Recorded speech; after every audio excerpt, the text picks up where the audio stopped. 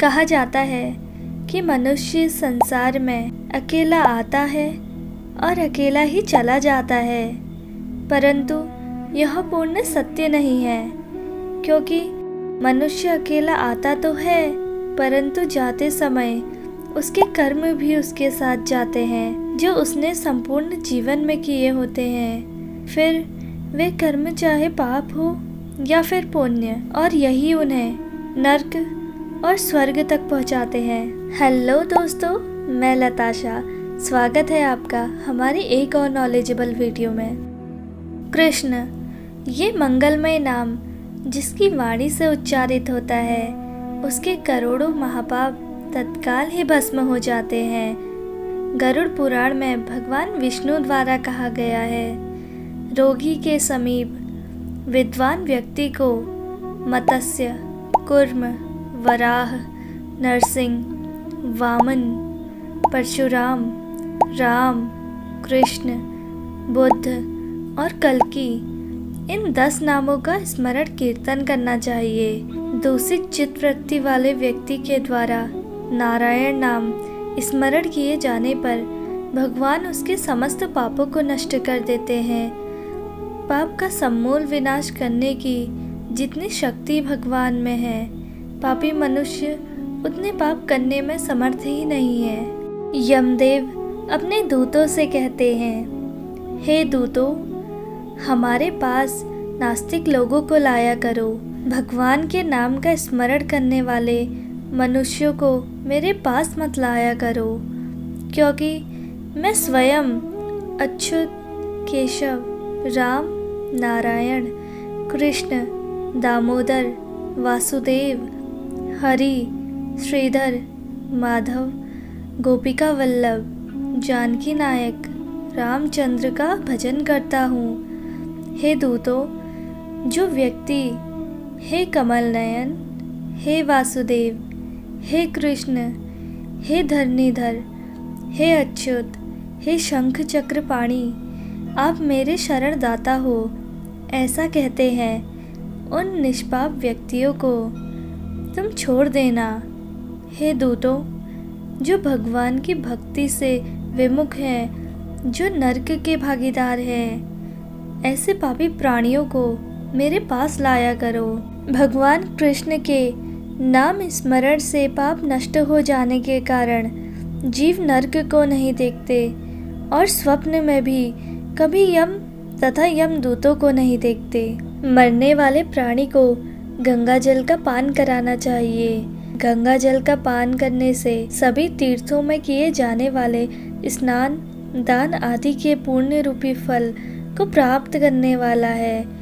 और जो व्यक्ति अंत समय में श्रीमद् भागवत के एक श्लोक या आधे श्लोक अथवा एक पादक का भी पाठ करता है, वह ब्रह्मलोक को प्राप्त होकर पुनः संसार में कभी नहीं आता। भगवान बताते हैं, शरीर से प्राण निकलने के बाद शरीर की 3 अवस्थाएं होती है। इसमें कीड़े पड़ते हैं, दुर्गंधि युक्त होता है तथा अंत में चिता में भस्म हो जाता है।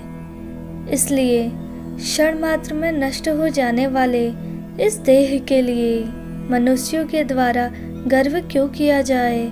पंचभूतों से निर्मित यह शरीर पंचभूतों में ही लीन हो जाता है तथा आत्मा अजर अमर होती है। परंतु इसका ये तात्पर्य नहीं कि मनुष्य आजीवन पाप करे और अंतिम क्षणों में भगवान का स्मरण करके अपने सभी पापों को नष्ट कर सकता है और मृत्यु के पश्चात यम द्वारा मिलने वाली सभी यातनाओं से बचकर स्वर्ग प्राप्त कर लेगा। ये तो वही बात हो गई, मनुष्य अपने जीवन में घोर पाप करे और गंगा में स्नान के पश्चात यह सोचे कि उसके सभी पाप धुल गए हैं। उसका यह सोचना पूर्णतः गलत है, क्योंकि माँ गंगा भी उन्हीं पापों को नष्ट करती है जो अनजाने में किए गए हों। उसी प्रकार भगवान भी उन्हीं पापों को क्षमा करते हैं जो क्षमा करने योग्य होते हैं। मनुष्य अपने संपूर्ण जीवन में धन एकत्रित करने में लगा रहता है, परंतु वह धन के साथ कर्म को भी एकत्रित करता है। धन का हिसाब तो मनुष्य स्वयं रखता है, परंतु कर्मों का हिसाब ऊपर वाला रखता है। अंत समय में धन यही रह जाता है।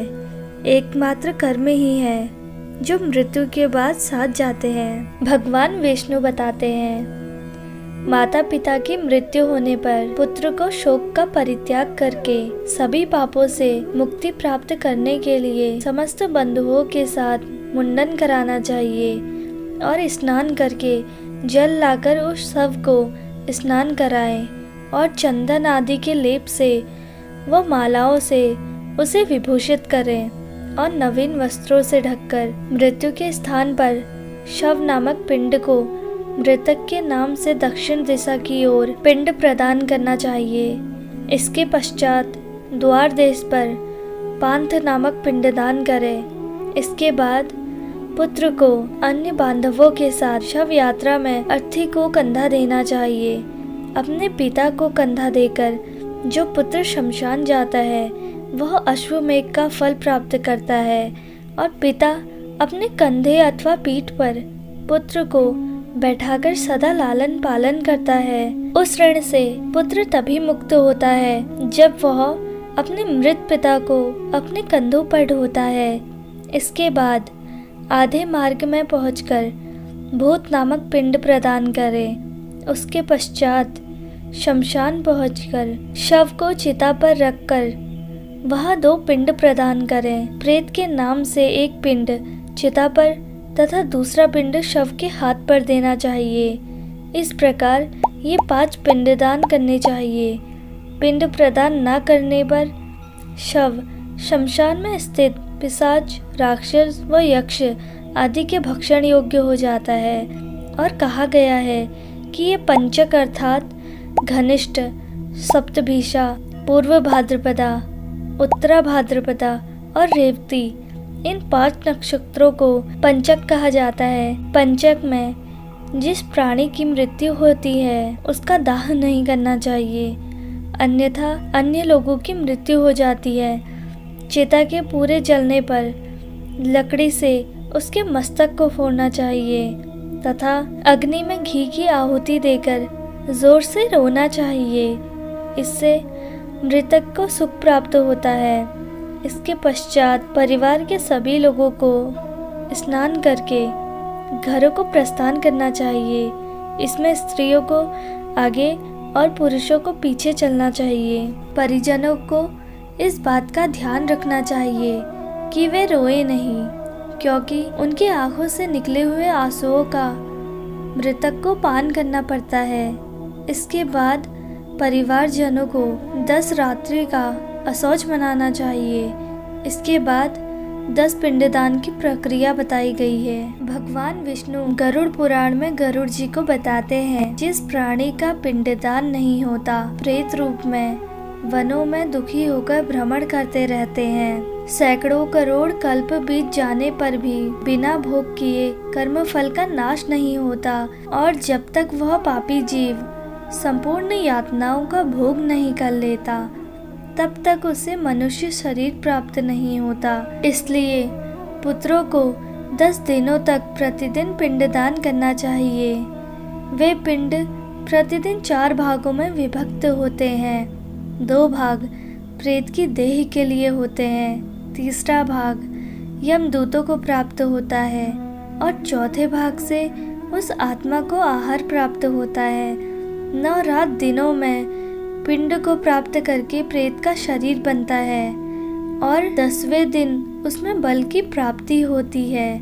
हे गरुड़, मृत व्यक्ति के जल जाने पर पिंड के द्वारा पुनः 1 हाथ लंबा शरीर प्राप्त होता है, जिसके द्वारा वह प्राणी यमलोक के रास्ते में शुभ और अशुभ कर्मों का फल भोगता है। पुत्र द्वारा पहले दिन जो पिंड दिया जाता है उससे उसका सिर बनता है। दूसरे दिन के पिंड से गर्दन और कंधे तथा तीसरे पिंड से हृदय बनता है और चौथे पिंड से पीठ का, 5वें से नाभि, 6ठे तथा 7वें पिंड से कमर उत्पन्न होती है, 8वें पिंड से जांघें और 9वें पिंड से घुटने तथा पैर बनते हैं। इस प्रकार 9 पिंडों से देह को प्राप्त करके 10वें पिंड से उसकी भूख और प्यास ये दोनों जागृत होती है। इस प्रकार शरीर को प्राप्त करके भूख और प्यास से पीड़ित जीव 11वें तथा 12वें 2 दिन भोजन करता है। 13वें दिन यमदूतों द्वारा बधा हुआ वह प्राणी अकेला उस यम मार्ग में जाता है। गरुड़ पुराण में यमलोक मार्ग की दूरी 86,000 योजन बताई गई है। वह प्रेत प्रतिदिन रात दिनों में 247 योजन चलता है। इसलिए पुत्र को पिता के लिए आजीवन श्राद्ध करना चाहिए। इसके अलावा पुत्र को पिता द्वारा दान धर्म करना चाहिए, तभी उसका सुख पिता को प्राप्त होता है। भगवान विष्णु कहते हैं, पुत्र ही यमलोक में पिता का रक्षक है और घोर नरक से पिता का उद्धार करता है। इसलिए जिन लोगों के पुत्र नहीं होते उनके लिए गरुड़ पुराण में पुत्र प्राप्ति की विधियां बताई गई हैं, जिन्हें करके वे पुत्र की प्राप्ति कर सकते हैं।